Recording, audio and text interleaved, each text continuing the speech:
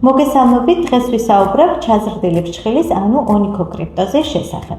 ეს გახლავთ მდგომარეობა, როდესაც ფრჩხილის ფრაგმენტი იზრდება ირგვლივ მდებარე ქსოვილში და იწვევს მის გაღიზიანებას, შეშუპებას, სიწითლეს და ტკივილს. ჩაზრდილი ფრჩხილი შესაძლოა გამოიწვიოს სხვადასხვა გარემოებებმა, როგორიც არის ვიწრო და მოჭერილი ტიპის ფეხსაცმელის გამოყენება, ფრჩხილის არასწორად მოჭრა და ისეთი მდგომარეობა, როგორც გვაქვს ჰიპერჰიდროზის დროს, ჭარბობლიანობის დროს, ხშირად ხვდებით ორსულებში და შაქრიანი დიაბეტის მქონე პაციენტებში.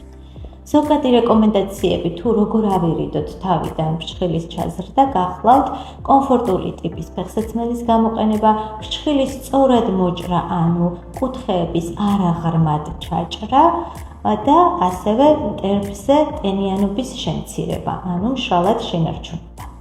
ჩაზრდილი ფრჩხილის მკურნალობა აუცილებელი არის სამედიცინო დაწესებულებაში ექიმის მიერ განხორციელდეს სტერილიზაციის ყველა ნორმით დაცული ინსტრუმენტების საშუალებით.